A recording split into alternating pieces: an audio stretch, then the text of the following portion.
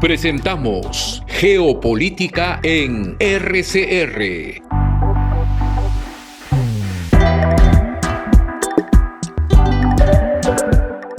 Estimados amigos, muy buenas noches, buenos días o buenas tardes según el uso horario desde donde nos estén acompañando. En esta semana del segundo aniversario de nuestro programa auspiciado por Red de Comunicación Regional a través de su internet y todas sus plataformas radiales y televisivas, nos sentimos muy honrados en esta ocasión de recibir al embajador José Beraún. Él ha sido viceministro de la República del Perú de Relaciones Exteriores. Por coincidencia, en el periodo en que nuestro amigo y colega ya fallecido y mi compañero de promoción, Rafael Roncayolo, estaba a cargo del ministerio.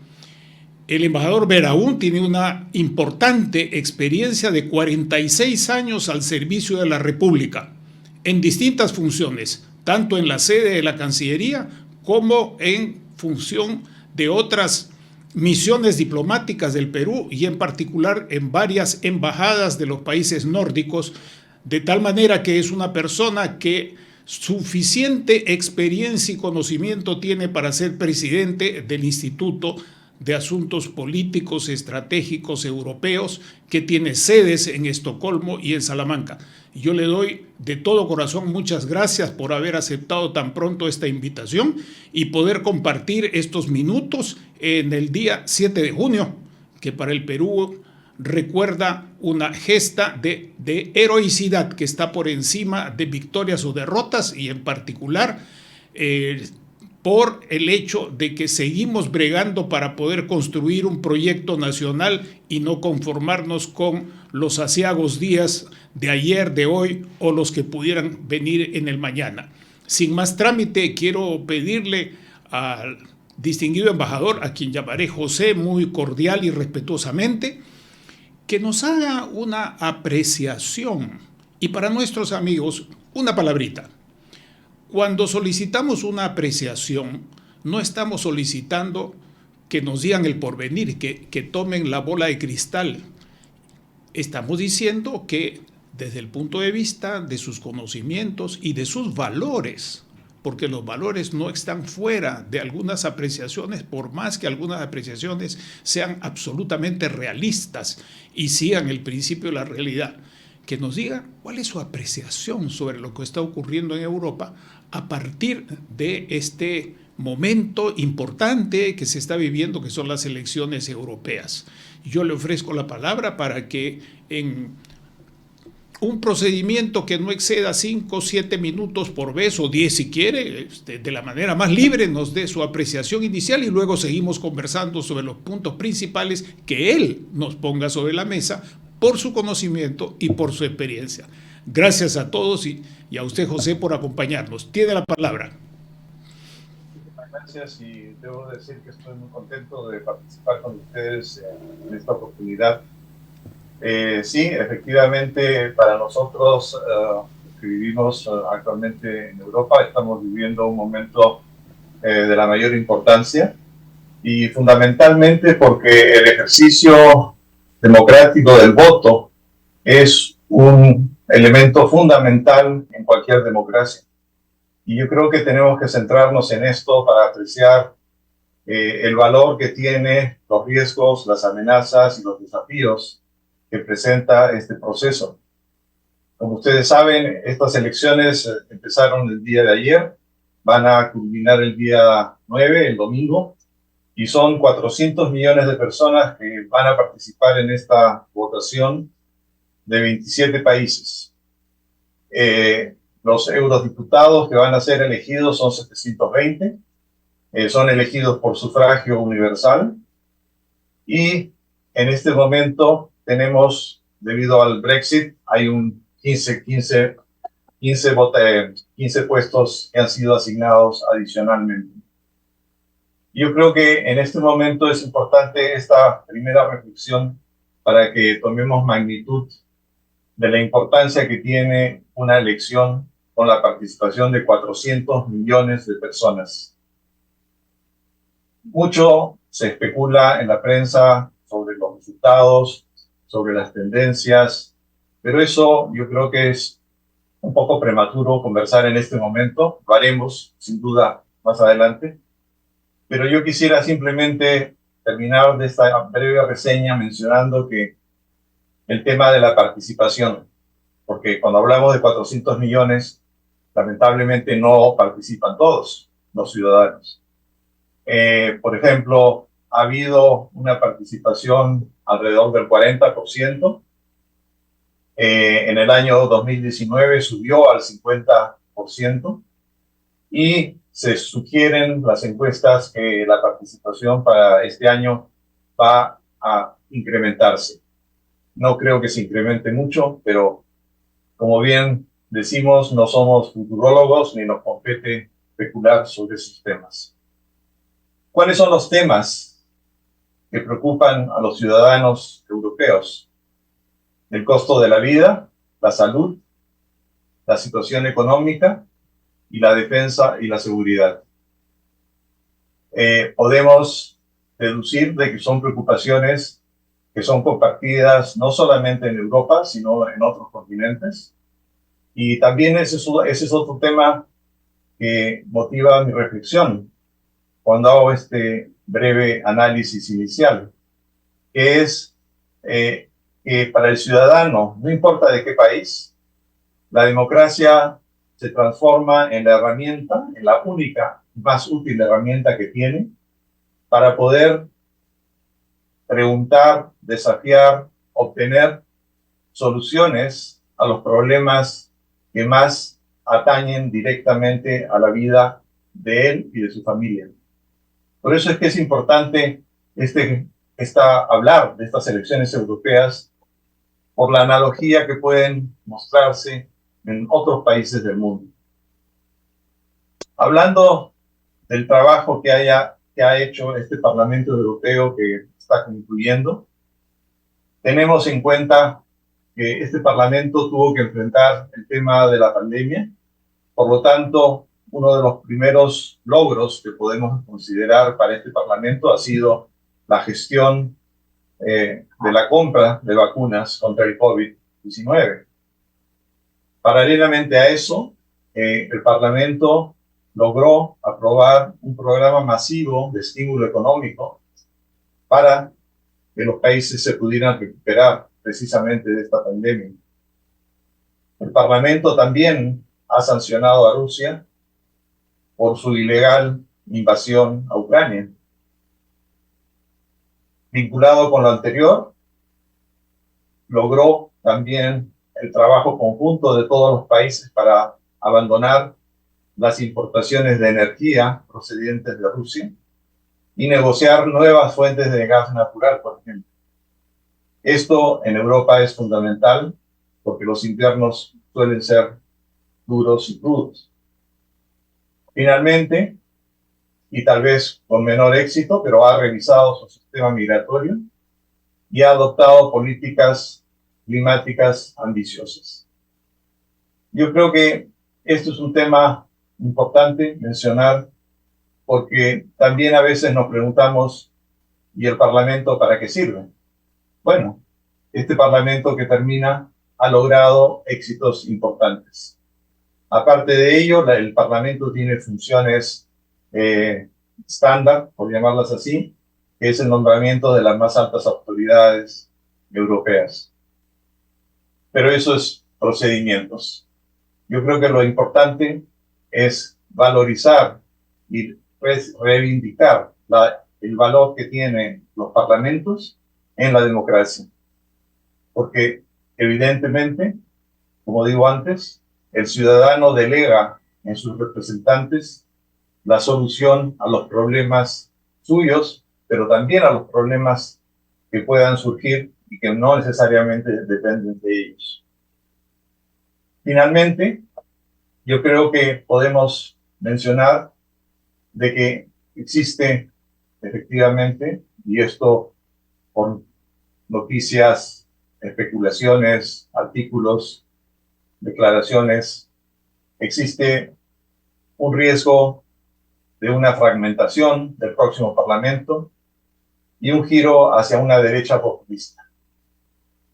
Pero también, paralelamente, debemos decir de que lo que apreciamos aquí en Europa es que hay un gran esfuerzo por involucrar a los jóvenes votantes para que participen en las elecciones. Y esto es un ejercicio en respuesta precisamente a estas dos amenazas que he mencionado antes. También hemos visto y estamos viendo que hay un proceso de unificación de las fuerzas políticas proeuropeas, que también es otra consecuencia positiva y optimista.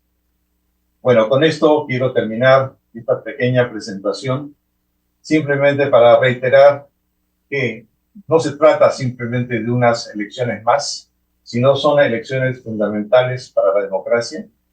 Y como digo, no solamente para Europa, sino para cualquier país democrático que tenga este sistema de gobierno. Muchas gracias. Muchas gracias por esta excelente presentación panorámica. A mí me gustaría subrayar el hecho de que en algunos países de nuestro continente y en el Perú en particular hay una visión inmediata que comparto en mucho, bastante crítica de los congresos, asambleas o parlamentos o de la función legislativa, hablando en términos más generales. Y que mucha gente está descontenta con esto. En todo lo que hemos escuchado, estimados amigos, hemos visto que hay dos cuestiones que son fundamentales para que un país pueda tener respeto por la gente y pueda orientarse a la satisfacción progresiva. Nada, es un mantra que produce un resultado a lo Alibaba de la noche a la mañana, de sus necesidades y de sus aspiraciones, que son dos: el Estado de Derecho y la separación de poderes. Acá hay en el Perú hoy día personas que estarían felices con una constitución vitalicia al estilo de Bolívar o al estilo de Kim Il-sung, o con partidos que son partidos dominantes en la forma, pero que en los hechos son prácticamente partidos únicos. Y creo que es importante subrayar estas dos cosas. La construcción de la democracia no es un acto únicamente de fe, hay que tener confianza, hay que tener fe, sino que es un proceso. Y ahora vamos a seguir conversando sobre algunos de estos procesos que retan a las funciones, que establecen desafíos para las funciones del Parlamento Europeo, habida cuenta de 27 diferentes estados que albergan a su vez diferentes sociedades. Hay estados que tienen más de una sociedad dentro de esa estructura política, dentro de ese régimen. Y me gustaría preguntarte en qué medida el asunto del cambio climático, es una primera cuestión, la otra se referirá a la guerra. ¿En qué medida el cambio climático está sacudiendo y dificultando los acuerdos por consenso, tiene que ser por unanimidad, prácticos y efectivos hasta ahora en el Parlamento Europeo? Bueno, estás mencionando justamente uno de los temas que están sobre el tablero en este momento y que precisamente cuestiona a la efectividad o la labor positiva del Parlamento. Y esto porque debemos de considerar de que Europa es todavía un país agrícola, tiene un componente agrícola muy importante en el sentido de que tiene una producción agrícola importante, lo cual significa que hay muchas familias que dependen del trabajo del campo. Y las políticas climáticas, lamentablemente, en muchos casos han perjudicado, han limitado, han disminuido las posibilidades de estos agricultores. Y una de las acusaciones que recibe el Parlamento es precisamente que se orienta más a servir a los intereses de la ciudad y no del campo. Por eso es que las medidas climáticas, llamémoslas así, han sido mediatizadas, no son tan profundas como podrían ser, por esta necesidad de buscar un equilibrio entre lo que el campo necesita y la ciudad exige. Pero efectivamente, yo creo que esto no solamente se aplica a un problema del Parlamento Europeo, sino se aplica a un problema que tiene toda la humanidad, porque toda la humanidad, lamentablemente, hemos crecido en un sistema de consumo y para satisfacer este consumo hemos llegado a extremos que han comprometido el bienestar del planeta y la salvaguarda de los mínimos indispensables para proteger el medio ambiente. Por eso es que sencillamente lo que vemos hoy en día es un reflejo, tal vez, ya que estamos hablando del Parlamento Europeo, pero este es un tema mucho más amplio y más grave que se refiere en realidad a toda la humanidad y a cualquier faceta a la que nos podamos referir. Llámense autos eléctricos, llámense explotación de petróleo, en general, cualquier actividad humana lamentablemente está motivada y ha creado problemas que han afectado el clima y han afectado el medio ambiente. El recurso gas, siendo que es también contaminante, lo es mucho menos que los otros que propiamente los hidrocarburos, aunque el carbón o la destrucción de los bosques para tener leña, sin olvidar que relacionado al tema de la agricultura está el cambio del uso de la tierra en grandes zonas del universo, en grandes zonas del planeta, ¿no?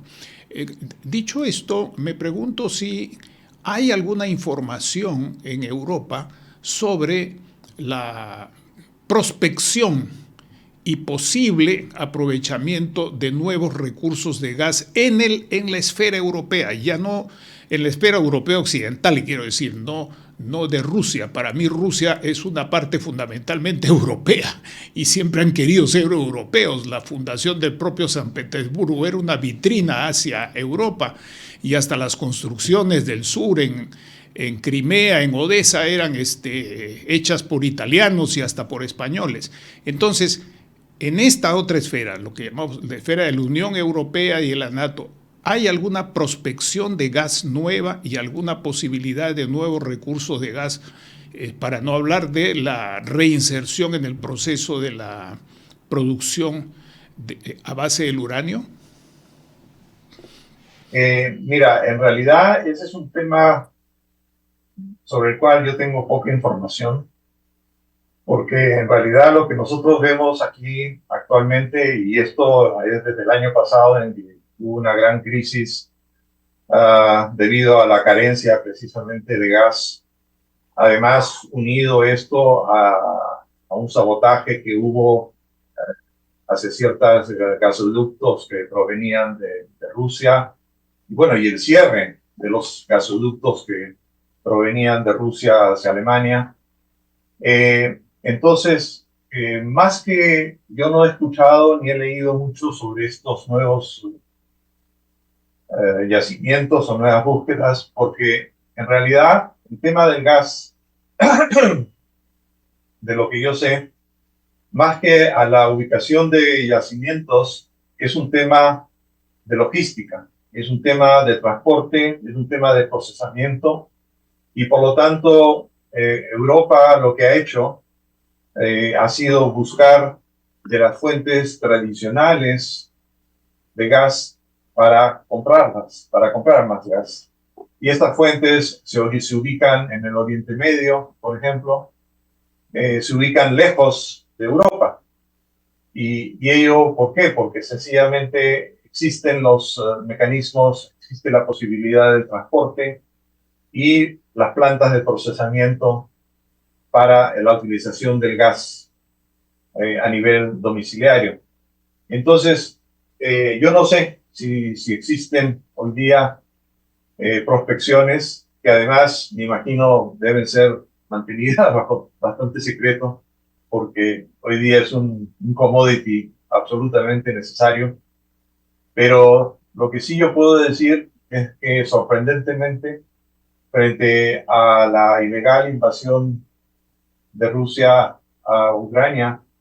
Eso provocó una movilización muy rápida de parte de Europa, porque los precios que nosotros tuvimos que pagar el año pasado se quintuplicaron, por decirlo menos, y eso afectó notoriamente las economías de los países y las economías de cada familia.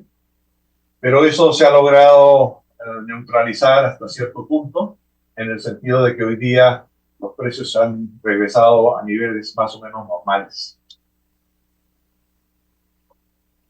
Respuesta en el sentido de la transparencia para las personas jóvenes que nos escuchan en particular, cuando un distinguido entrevistado dice yo conozco tal cosa y desconozco tal otra, pero nos da una reflexión que tiene que ver con el criterio de integridad, cosa que no se ve a menudo en el Perú, y yo aplaudo eso.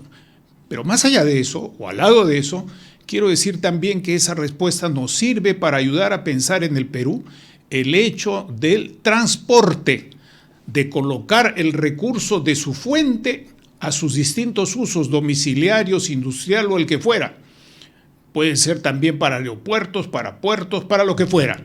Y esa es una cuestión que es muy costosa, que no es de la noche a la mañana y que, digo, la experiencia europea y el comentario que recibimos, estimados amigos, debe hacernos pensar también en la continuidad de decisiones que tenemos que tener aquí en el Perú, en otros países que nos están escuchando también, para no hacer fiesta con simplemente decir tenemos gas. Muchas gracias por este comentario. Me gustaría pasar a otro tema. Nos quedan para este primer corte unos 5 minutos. Y el otro tema duro, sobre todo para los países nórdicos, Suecia, tengo más información, no mucha, alguna información de Suecia, de Noruega, y en general de Alemania también, el tema de la migración, ¿cuáles son las claves a juicio tuyo sobre el problema de la migración, que es un problema que ahí está, lo retomo de la presentación inicial? Te escuchamos. Sí. Bueno, el tema de la migración es un tema de larga data. Yo quisiera empezar mencionando que ha habido una migración de Europa hacia América del Norte, América del Sur, importante a lo largo de los años. Y los europeos no son ajenos a lo que es el proceso migratorio. En el caso de Suecia, por ejemplo, Suecia es un país que tiene un extenso territorio, pero solo tiene 10 millones de habitantes. Sin embargo, o sea, lo que quiero decir es de que tiene mucho territorio y poca población. A lo largo de la historia, hasta principios del siglo pasado, Suecia era un país extraordinariamente pobre. Y muchos de los suecos, debido a esa pobreza, emigraron a los Estados Unidos y a Canadá, por ejemplo. En el siglo XX, Suecia ha recibido 3 olas de migración más o menos definidas. Una, que fue una ola de migración de sudamericanos por temas fundamentalmente políticos. Hay una migración importante de chilenos. También hay una migración importante de peruanos, de ecuatorianos y de bolivianos. Estos últimos, no por temas políticos, sino por cambiar su vida, digámoslo así. Otra migración importante ha sido la migración de los países de los Balcanes. Serbia, Bosnia ha proporcionado ciudadanos a este país. Y en tercer lugar tenemos una migración muy importante de iraníes. ¿Qué quiero decir con esto? que históricamente Suecia es un país que ha recibido, ha incorporado, ha incluido y ha aceptado diferentes nacionalidades, diferentes personalidades, y lo ha hecho para su beneficio, porque todos han salido ganando de ello. No resulta extraño, por ejemplo, que el español en Suecia es el segundo idioma después del inglés, más allá o mejor que el alemán o el francés. Y esto es por la presencia de nuestros compañeros latinoamericanos. Entonces, lo que quiero decir con esto es que el fenómeno de la migración es un tema histórico, es un tema importante, pero que lamentablemente hoy en día está siendo utilizado políticamente. ¿Y por qué está siendo utilizado políticamente? Porque precisamente hoy día la política se desarrolla en cauces diferentes de los tradicionales. Hay efectivamente una presencia de estos partidos populistas de derecha o extrema derecha que utilizan este argumento para ganar simpatizantes y ganar votantes. ¿Y por qué hay una respuesta positiva a estas declaraciones? Bueno, yo no tengo la respuesta absoluta porque efectivamente lo vemos, está pasando inclusive en los Estados Unidos y en otros países. Pero yo creo que el tema de la migración efectivamente es un tema muy complejo, tiene muchas aristas y no puede ser simplificado y no puede ser tratado con ligereza. Por eso es que tenemos que tener mucho cuidado cómo enfrentamos este tema. Y yo creo que sí, el tema de la migración es un tema prioritario, por llamarlo así, pero no es prioritario hoy día, siempre ha sido prioritario. Y curiosamente la migración ha dado beneficios a los países escandinavos. El tema es que hoy día, efectivamente, conforme hay más presión para los servicios sociales, para los servicios de educación, el descontento que obtiene alguna gente, la falta de empleo o la falta de lo que sea, eso es un caldo de cultivo muy bueno para que determinados sectores políticos utilicen estos argumentos para ganar simpatizantes y para ganar poder. Estamos viendo precisamente que hoy día uno de los temas que tenemos como resultado de estas elecciones, o una de las incertidumbres, es si Europa continuará o si nos estamos yendo hacia algún cambio, ¿no?, sustantivo.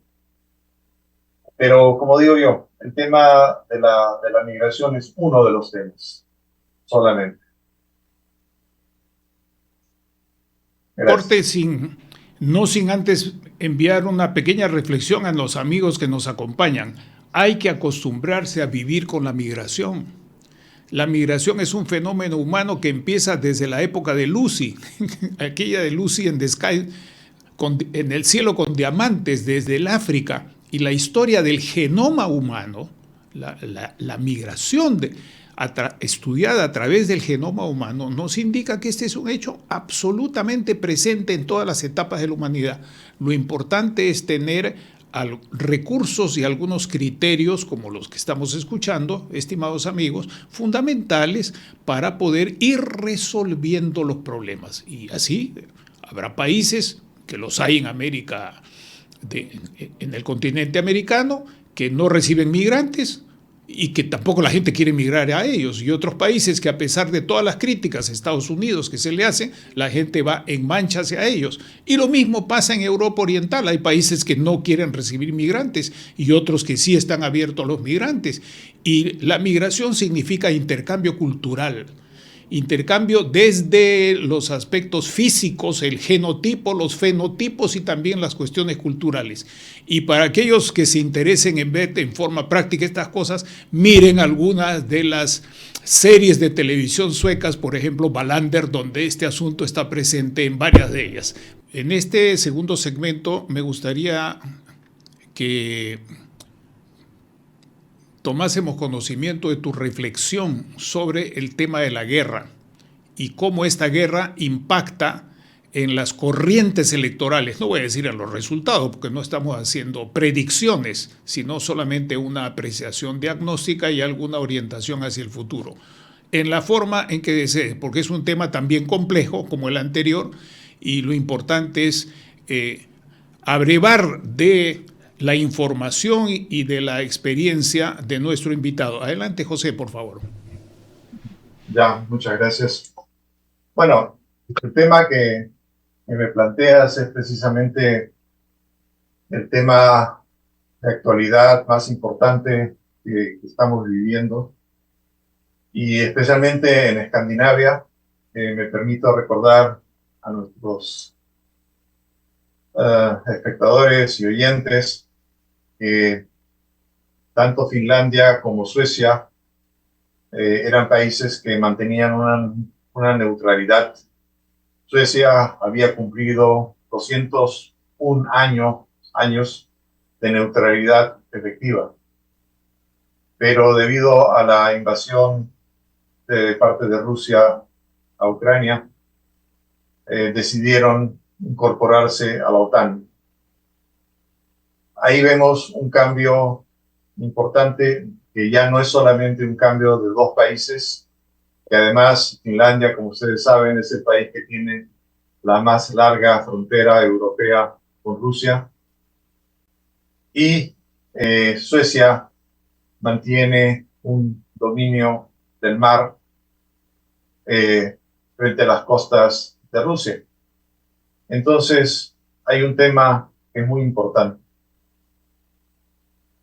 Pero para Europa, evidentemente, si uno de los logros, como mencioné al principio, fue sancionar a Rusia y buscar nuevas fuentes alternativas de energía, el tiempo ha pasado, y también tenemos al interior de Europa países como Hungría, por ejemplo, que definitivamente son pro-Rusia, que definitivamente están en contra de las sanciones a Rusia, y que motivan que no haya una unanimidad. La unanimidad que Europa ha logrado en este tema ha sido a costa de grandes sacrificios o de grandes concesiones hechas a Hungría. Pero yo creo que el tema podríamos definirlo en términos de que en Rusia existe una unidad de mando, como me ha hecho mención el señor Bernales, y la OTAN tiene que negociar, Europa tiene que negociar todos los pasos que dé. Esto significa desafíos muy importantes, porque implica que Europa tiene que utilizar la persuasión, la negociación, para lograr tener una posición conjunta, unificada, frente a Rusia. Y claro, esto se complica aún más cuando tenemos unas elecciones de los Estados Unidos en noviembre próximo, y donde tenemos la amenaza de una elección de uno de los candidatos que definitivamente no apoya una intervención en apoyo a Ucrania. Entonces, tenemos una situación muy complicada, muy incierta, ¿no?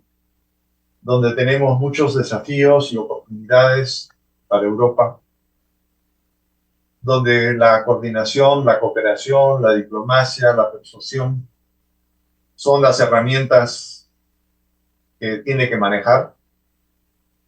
Y nuevamente, yo creo que el tema de la guerra con Ucrania pone en prueba a la democracia europea y pone en prueba no solamente al Parlamento, sino pone en prueba a todas las instituciones democráticas europeas.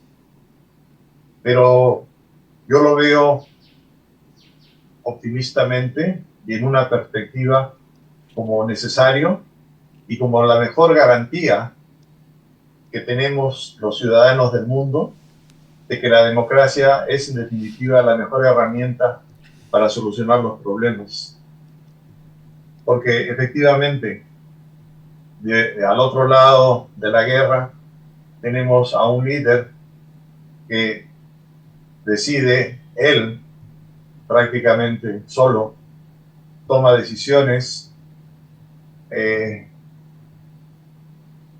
ilegales, internacionalmente cuestionables, y que no son precisamente para el bienestar de su gente. Por eso es que sencillamente la democracia también es un ejercicio de solidaridad, y yo creo que en eso tenemos que sentirnos muy alegres y muy contentos de vivir en democracia. Y es un poco la explicación de por qué al final yo creo que Ucrania vencerá a Rusia y por qué la democracia siempre va a vencer a una autocracia. Gracias. Hay un punto que muchas personas no han reflexionado. Me refiero al tema de Turquía. Si tú tienes alguna reflexión sobre este asunto, me gustaría que nos compartieses o que nos plantearas algunas preguntas, porque Turquía es el cierre del Mar Negro y tiene hasta cierto punto pues la llave del Mar Negro, y si cualquier arreglo va a tener que contar con la participación de Turquía. Sin olvidar también que en el asunto migratorio Turquía ha tenido un cierra-abre puertas, abriendo y cerrando puertas en el tema migratorio.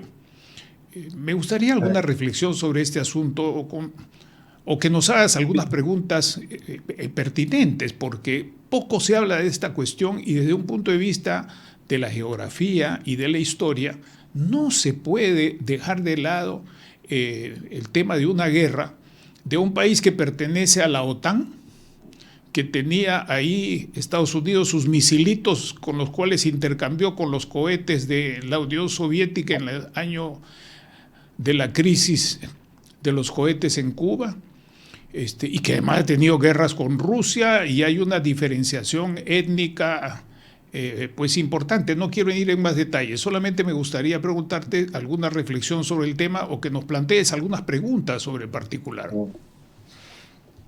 Bueno, sí, el tema de Turquía es un tema que siempre está también en el tablero, y precisamente no necesariamente en el primer plano, pero siempre está ahí. Y es un poco, la primera pregunta que yo haría es,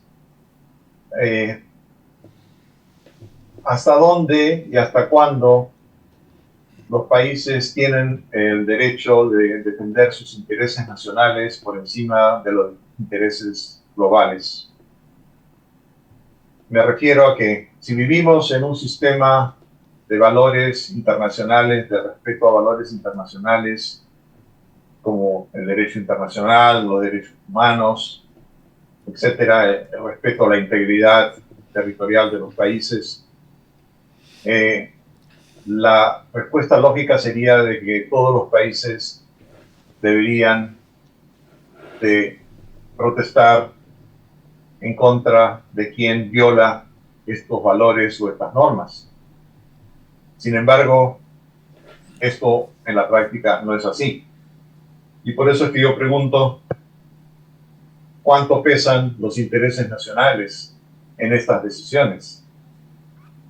¿Y cómo el resto del mundo tiene que evaluar a las naciones por estos comportamientos? En el caso de Turquía, por ejemplo, como bien mencionas, es un país miembro de la OTAN y no solamente es país miembro, sino es un país muy importante en la OTAN por su poderío militar. O sea, vale decir, el frente que Turquía defiende es muy importante y no puede ser comparable al de otros países, ¿no? Por ejemplo, Hungría, que es un país que critica mucho a la OTAN y a las decisiones de la OTAN, pero estamos hablando de Hungría, es un país que creo que tiene 12 millones de habitantes, nada más. O sea, es un país muy pequeño, significativamente poco importante en términos geopolíticos. Entonces, yo creo que el tema de Turquía es un tema de interés nacional prioritariamente. Los diferentes gobiernos de Turquía han visto la conveniencia para sus propios fines de aliarse con el resto de Europa. No hay que olvidarse que también hasta hace algunos años atrás Turquía quería entrar a la Unión Europea. Entonces, yo creo que es un tema de conveniencia recíproca, de intereses recíprocos, tanto del resto de Europa o del resto de países de la OTAN y de Hungría y de Turquía fundamentalmente. No puedo expresar evidentemente criterios de valor, si es correcto o incorrecto, porque en relaciones internacionales, aunque hayan cambiado mucho las cosas en el mundo, el realismo político creo que todavía subsiste como teoría de las relaciones internacionales en muchos sentidos, y por eso es que sencillamente tenemos que simplemente aceptar y analizar cada circunstancia que se presente con Turquía, sea la compra de armamentos rusos que han hecho y paralelamente la compra de armamentos norteamericanos que también quieren. O sea, es un país que, visto desde afuera, tiene muchas contradicciones, pero que en aplicación de un realismo político es coherente y fundamentalmente prioriza sus intereses nacionales. Estupendo. Me quedo con esa frase última, que además puede permitir, para otro momento, en otra conversación, ver la proyección de Turquía y de la propia Rusia, así como de la Europa occidental, hacia el Oriente Medio y hacia el África. Pero quedémonos acá en esto. En esta segunda y última parte de nuestra conversación, me gustaría tu apreciación sobre el tema de la mujer y el tema del feminismo como fenómeno cultural y político que va a tener importancia en estas elecciones. Por ejemplo, anoche yo miraba algunas, para estar un poquito más informado, o por lo menos actualizado, entonces estaba viendo Deutsche Welle. Y Deutsche Welle, que tiene su más y su menos, a veces la acierta y a veces no, con gente muy joven que tiene una mirada menos rigurosa y más idealista, subrayaba el papel que tenía la señora von der Leyen con la señora Meloni y la necesidad de von der Leyen de contar con Meloni en vez de que Meloni se vaya con la señora Le Pen, por así decirlo, ¿verdad? De atraer unos votos de líderes mujeres que tienen un componente femenino y masculino sin duda importante hacia una suerte de continuidad de la relación, de la correlación política de fuerzas en el Parlamento Europeo, en vez de que esto se voltee hacia las derechas nacionalistas, como tú lo has estado mencionando. Compártenos pues tu reflexión sobre el tema de la mujer y sobre el tema de los feminismos en este proceso electoral y en general en Europa y en particular en el proceso electoral. Todavía tenemos algo de tiempo. Adelante, por favor. Bueno, Bueno, en primer lugar hay que, nuevamente me permito hacer un poco de historia reciente y mencionar que el feminismo no es un elemento nuevo en las relaciones internacionales, la política exterior, la diplomacia y en especial en Escandinavia. A manera de ejemplo puedo mencionar de que hace muy pocos años en Suecia tuvimos una canciller mujer que estableció la política feminista en relaciones internacionales. Fue el primer caso en el que oficialmente se instituía el feminismo dentro de una política de Estado y más aún en las relaciones internacionales. Y debo decirle que el feminismo tampoco nace en una probeta de laboratorio, sino que es reflejo de los cambios sustantivos que han ocurrido en Europa, en especial en los últimos años, en las últimas décadas, en las cuales la mujer ha finalmente logrado tener el reconocimiento y el sitial que siempre debió tener y que por diferentes razones le fue negado. Entonces, cuando hablamos de lo que tú mencionas, de estos encuentros, estas negociaciones, etcétera, etcétera, son reflejos simplemente de esta realidad que viene de atrás, de estos cambios sustantivos en los cuales hoy día ya no son los grandes líderes hombres como Charles de Gaulle o Winston Churchill quienes se sientan a negociar y a definir las fronteras del mundo o a decidir la paz en el mundo. Hoy día son mujeres y precisamente liderando la Unión Europea hay una mujer, liderando Italia hay otra mujer, y por eso es que sencillamente estamos viendo este cambio sustantivo. Cuando hablamos hoy día, por ejemplo, del liderazgo en la Unión Europea, ¿a quién mencionamos en primer lugar? A Angela Merkel, definitivamente y sin dudas. Hoy día, la única autoridad que más o menos podría ser considerada un líder es el presidente Macron de Francia. Pero de ninguna forma con la estatura de Angela Merkel, por ejemplo. Entonces, lo que quiero decir con esto es que efectivamente estamos hoy día viviendo no solamente una especulación sobre la transición de la Unión Europea, posible o no, no lo sé, porque estamos en medio del proceso, pero sí estamos viendo una presencia afirmada, una presencia sólida de la mujer en las actividades internacionales, tanto de la Unión como de los países de la Unión Europea.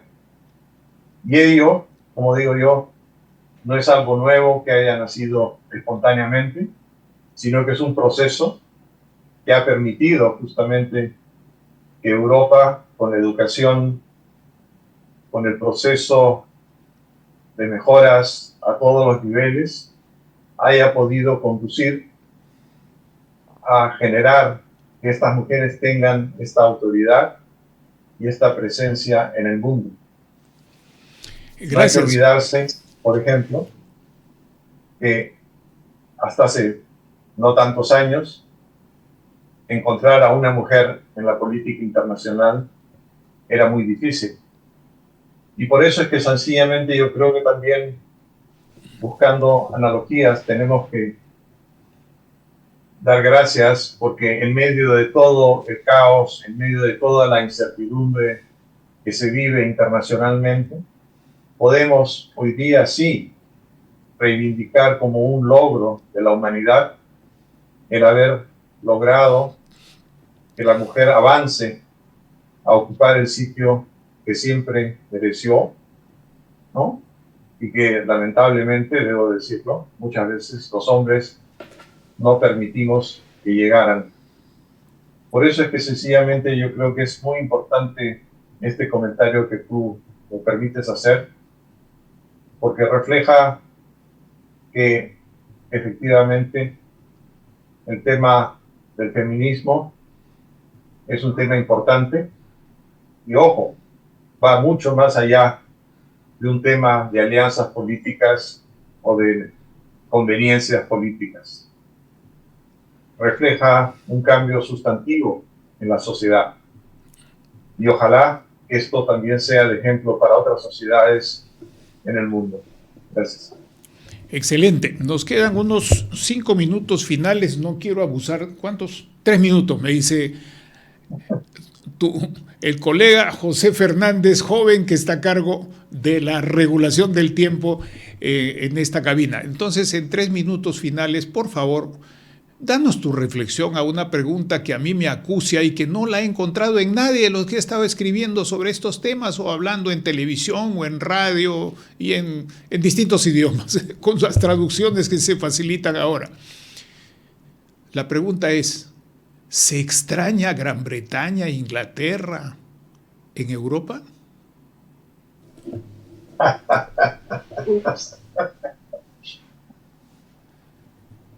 Yo diría, más bien es al revés. Los británicos extrañan a Europa.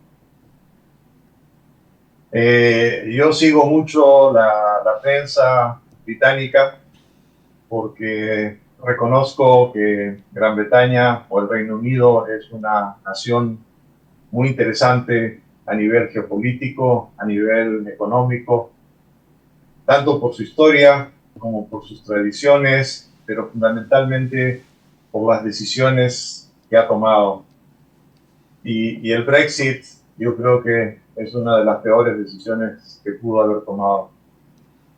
Pero aparte de esto, lo que yo leo es que efectivamente hay una gran frustración por haber abandonado Europa. Europa, de lo que yo sé, de lo que yo leo, de lo que yo conozco, no se plantea mayormente el tema.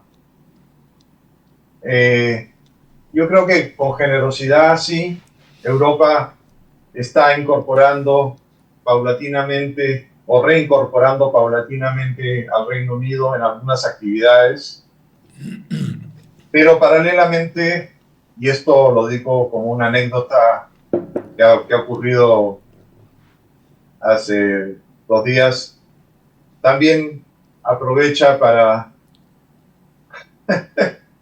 enviar un mensaje.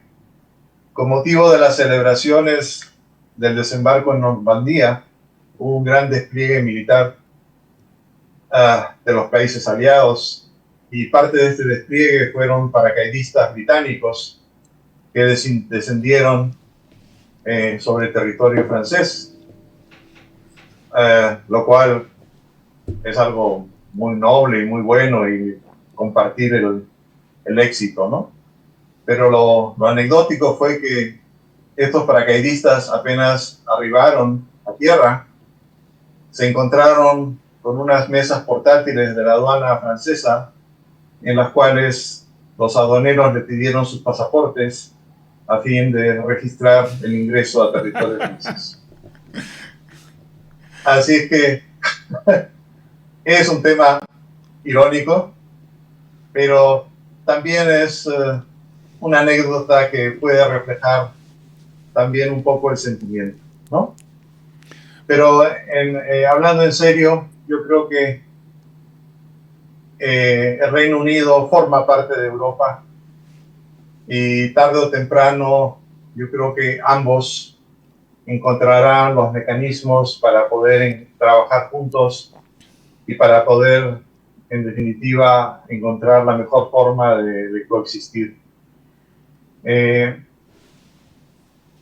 está sufriendo más, yo creo que es el Reino Unido, porque efectivamente el Reino Unido depende más, o sea, su economía depende más de Europa que viceversa. Así es que yo creo que a veces hay decisiones, también es importante esto como una reflexión, hay decisiones políticas que tienen un alto costo y yo creo que el Brexit es un ejemplo de ello, ¿no? Y también no hay que olvidarse finalmente que tenemos el 4 de julio tenemos elecciones en Gran Bretaña. Así es. Y ya los sondeos hoy día pronostican que los conservadores van a tener una derrota sustantiva. Y gran parte de la respuesta de sus ciudadanos es precisamente, yo creo que es la insatisfacción por esta decisión política del Brexit. Muchas gracias, embajador José Beraún. Espero en ocasión de ir a visitar a 2 de mis nietos en Dinamarca poder cruzar el puente y caer en Malmö por ahí cerca. Por favor, será bienvenido y avíseme, por favor, sacaremos la visa. Sacaremos la visa correspondiente a Dinamarca, así es que nos podemos encontrar en la mitad de camino. Ok, muchísimas gracias. Oiga, esos paracaidistas no cayeron en el puente demasiado lejos, ¿verdad? Cayeron menos mal que cayeron cerca. No.